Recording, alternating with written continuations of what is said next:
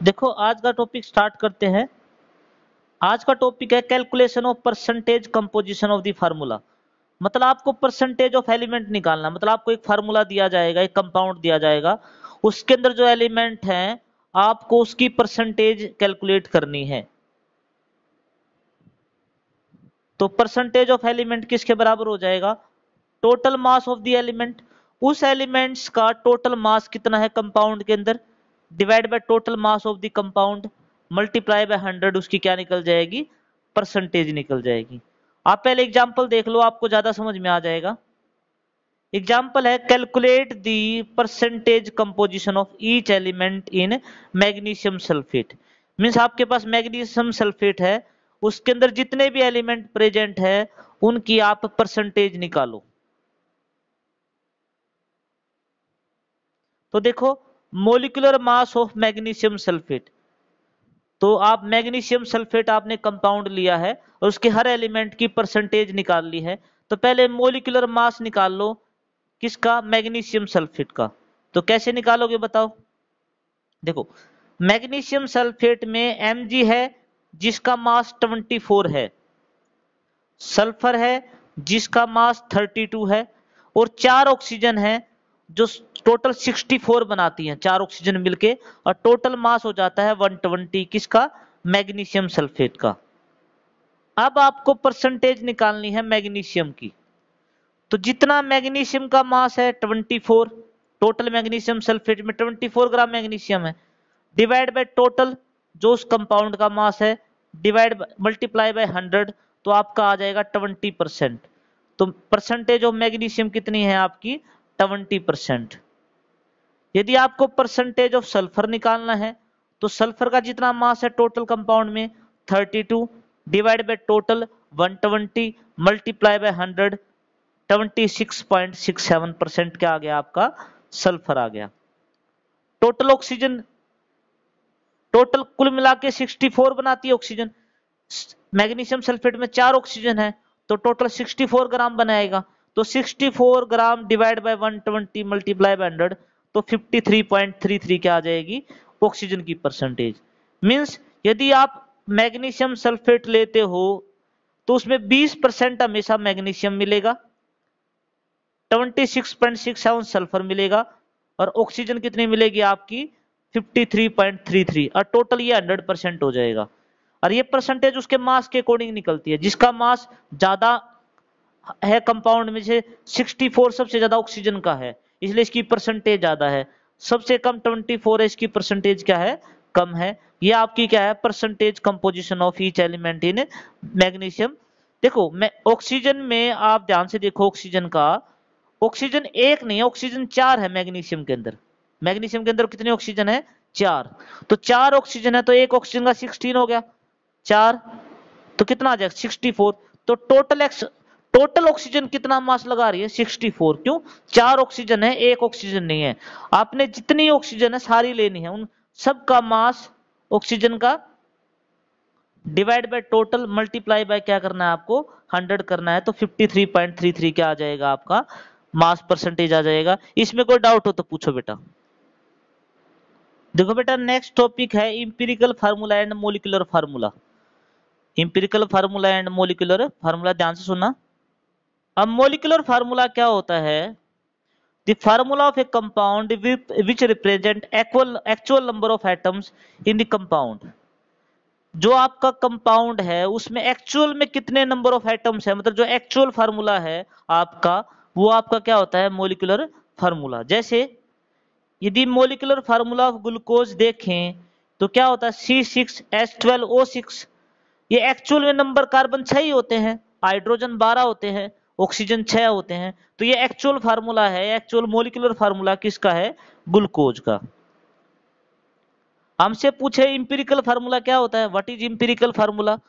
The formula which represent only the simple mole ratio number of atom in the given compound. जो भी आपके पास compound है उसके अंदर यदि सिंपल रेशो निकाल लूं मैं, जो मोलिकुलर फार्मूला में एटम्स उनकी सिंपल रेशो, बिल्कुल छोटे से छोटी रेशो निकाल लूं, तब जितने एटम रिप्रेजेंट होंगे वो उसका क्या होगा? इंपिरिकल फार्मूला होगा। वो उसका क्या होगा? Empirical formula. जैसे आपके मोलिकुलर फार्मूला ऑफ ग्लूकोज क्या होता है, C6H12O6, उसमें 6 कार्बन हो जाएंगे, 12 हाइड्रोजन हो जाएंगी और 6 क्या हो जाएंगी, ऑक्सीजन। 6 12 6 क्या हो जाएगा उसकी रेशो।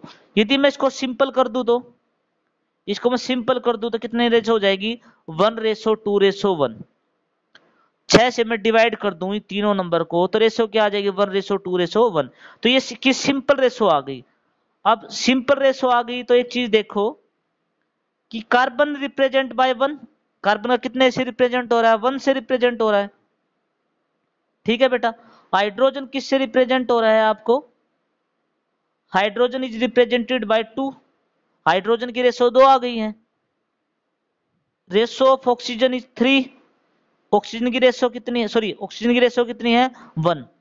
तो आप इस तरीके से लगाओगे तो जो आपका फार्मूला आएगा, कार्बन के नीचे 1, हाइड्रोजन के नीचे 2 और आपके ऑक्सीजन के नीचे 1, तो इंपेरिकल फार्मूला क्या हो जाएगा ग्लूकोज का, CH2O। It is empirical formula of glucose.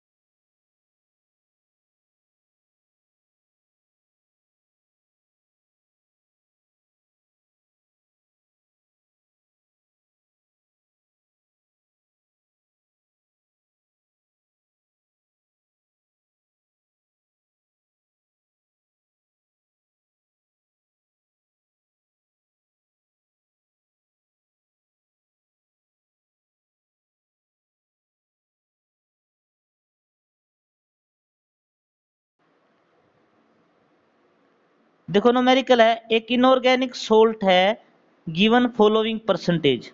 आपका एक इनऑर्गेनिक सोल्ट दिया है जिसमें सोडियम कितने परसेंट है, ध्यान सुना भी, सोडियम कितने परसेंट है आपका, 29.11% है। सल्फर कितना परसेंट है, 41.51% है। ऑक्सीजन है 30.38% है। सोडियम 29.11% है, सल्फर 40.51% है और ऑक्सीजन 30.38% है। तो आपको इंपेरिकल फार्मूला बताना है आपको सोल्ट का। आपको क्या निकालना है, इंपेरिकल फार्मूला निकालना है। बिल्कुल नया न्यूमेरिकल है तुम्हारे लिए, ध्यान से सुनना। Element oxygen sulphur sodium sulphur and oxygen है भाई। there are three elements, one is sodium, second is sulfur, third is oxygen। पर सिंबल्स क्या होंगे, what are the symbols, sodium का सिंबल Na, सल्फर का S और ऑक्सीजन का O। ये क्या हो जाएंगे आपके सिंबल। अब गिवन परसेंटेज क्या है, what is the given percentage, this percentage of sodium is 29.11, percentage of sulphur is 40.51 and percentage of oxygen is 30.38। ये आपकी परसेंटेज गिवन है। आपको परसेंट ये पूरा न्यूमेरिकल इसी तरीके से लिखना है, ये टेबल बना के, ठीक है। Then atomic mass of sodium is 23, sulphur is 32 and oxygen is 16। ये क्या दे रखे हैं आपके एटॉमिक मास। आपको नेक्स्ट निकालना है mole percentage. What is next, mole percentage आपको निकाल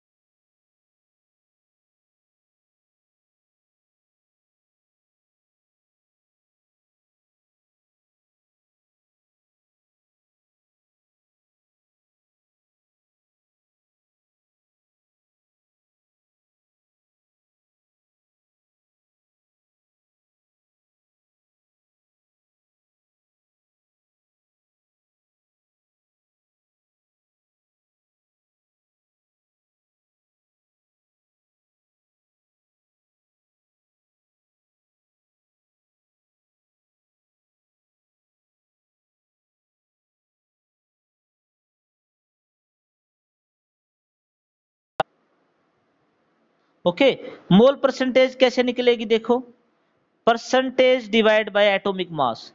तो जब आप परसेंटेज को एटॉमिक मास से डिवाइड कर दोगे तो क्या आ जाएगी, परसेंटेज क्या आ जाएगी आपकी, परसेंटेज मोल आ जाएगी। आपको हर बार क्या करना है, परसेंटेज को डिवाइड करना है एटॉमिक मास से। आपने परसेंटेज को एटॉमिक मास से डिवाइड कर दिया, ये नंबर आ जाएगा। उसके बाद ये आपकी परसेंटेज है, उसको आपको एटॉमिक मास से डिवाइड कर दिया तो आपका ये आ जाएगा। इस तरीके से आपने परसेंटेज को डिवाइड किया है एटॉमिक मास से। परसेंटेज को किससे डिवाइड किया है, एटॉमिक मास से। तो आपका नंबर आ गया, यहाँ पर नंबर आ गया आपका 1.266, 1.266, 1.897। अब तीनों में से सबसे छोटा नंबर कौन सा है, 1.266 है सबसे छोटा नंबर इन तीनों में। उससे तीनों को डिवाइड कर दो, इन तीनों को, इनमें सबसे छोटा नंबर ये है, तो इसी नंबर से इन तीनों को डिवाइड कर दो तो क्या आएगा देखो, इसी को इसी के नंबर से 1 आ जाएगा, ये भी 1 आ जाएगा। ये आपका जब मैं नंबर से डिवाइड करूंगा, आपका इसी नंबर से इसी नंबर को डिवाइड करूंगा 1 आ जाएगा, इसी को इसी नंबर से डिवाइड करूंगा 1 आ जाएगा, इस नंबर को इस नंबर से छोटे नंबर से डिवाइड करना है तीनों को, तो ये आ जाएगा 1.5। तो आपकी जो रेशो आई है यहाँ पर, वो आई आपकी 1, 1 और 1.5।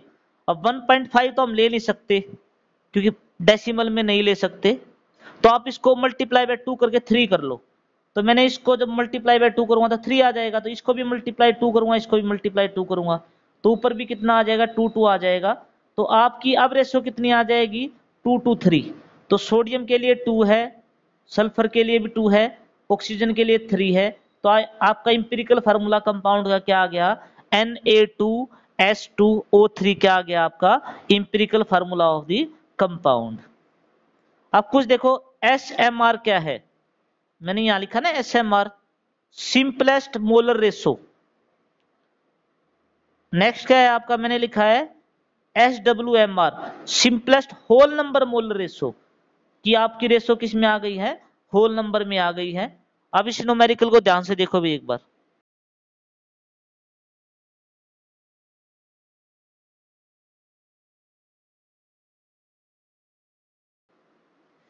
एक कंपाउंड है जिसमें 4.07% हाइड्रोजन है, आपका 24.27% कार्बन है, और 71.6% क्या है, क्लोरीन है। आपको तीनों की परसेंटेज दे दी, तीनों आपको एलिमेंट बता दिए कि कौन कौन से हैं। उसका मोलर मास आपको गिवन है, उस कंपाउंड का मोलर मास इज 98.96। तो what is the empirical and molecular mass, आपको क्या बताना है, इंपेरिकल एंड मोलिकुलर मास बताना है, जो नेक्स्ट पेज पे है अपने। तो नेक्स्ट पेज देखते हैं।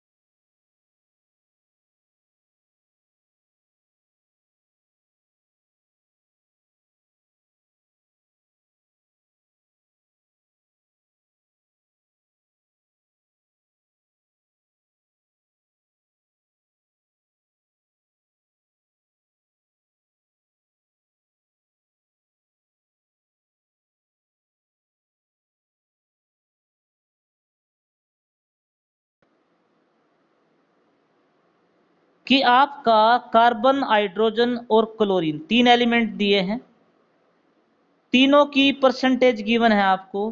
कार्बन की 24.27, हाइड्रोजन की 4.17 और नेक्स्ट की है 71.65। ये आपको परसेंटेज गिवन है। तीनों का एटॉमिक मास गिवन है 12, 1 और 35.5। तीनों का एटॉमिक मास गिवन है। तो आप क्या करोगे, सबसे पहले वही स्टेप करना है हमेशा जो हमने पहले किया था। आप परसेंटेज को मास से डिवाइड करोगे, परसेंटेज को मास से आप क्या करोगे, डिवाइड करोगे। डिवाइड करने के बाद क्या आएगा आपका 2.02, 4.07 और 2.02। ये आपका क्या आ गया, आपकी परसेंटेज ये आ गई मोल परसेंटेज। अब इनमें से सबसे छोटा नंबर ढूंढ लो, वो 2.02 है सबसे छोटा नंबर। उसको तीनों से डिवाइड करो, तीनों से डिवाइड करोगे तो क्या आ जाएगा आपका, इसको इसी से डिवाइड करोगे तो 1, इसको 2.02 से डिवाइड करोगे तो 2, इसको इसी नंबर से करोगे तो कितना आएगा 1। तो आपकी जो रेशो आ गई इसमें कोई भी पॉइंट नहीं है, डेसिमल नहीं है, तो आप एज इट इज ले सकते हो इसको। तो एट इज को तो कार्बन की कितनी आ गई आपकी 1, हाइड्रोजन की आ गई आपकी 2 और क्लोरीन की आ गई आपकी 1। तो इस तरीके से इंपिरिकल फार्मूला कंपाउंड का पिछले तरीके से क्या आ गया, C1H2Cl1।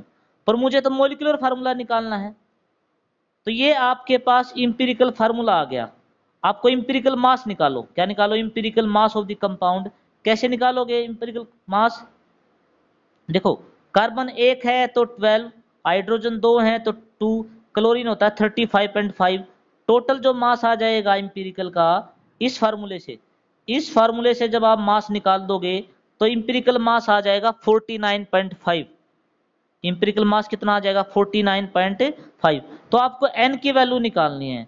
n होता क्या है, एक तो आपको मोलिकुलर मास दे रखा है 98.96, आपको ये मोलिकुलर मास स्टेटमेंट में गिवन है। तो जो मोलिकुलर मास दे रखा है उसके डिवाइड में कर दो इंपिरिकल मास जो आपने निकाला, ये रहा इंपिरिकल मास जो आपने इंपिरिकल मास निकाला है। तो यहां से n की वैल्यू अप्रोक्सीमेटली 2 आ जाएगी, अप्रोक्सीमेटली निकालना आपको, अप्रोक्सीमेटली कितनी आ जाएगी 2। अब इस 2 नंबर से जो आपका n आया है उससे ये तीनों नंबर जो रेशो है ना, तीनों की जो कार्बन 1 है, हाइड्रोजन 2 है, क्लोरीन 1 है, इसको 2 से मल्टीप्लाई करना है। तो 1 को 2 से, हाइड्रोजन के नीचे 2 है उसको भी 2 से, क्लोरीन के नीचे 1 है उसको भी 2 से मल्टीप्लाई करो। तो आपका जो मोलिकुलर फार्मूला आ जाएगा वो कितना आ जाएगा आपका C2H4Cl2, क्या आ जाएगा आपका मोलिकुलर फार्मूला आ जाएगा। इसमें कोई डाउट हो तो पूछो।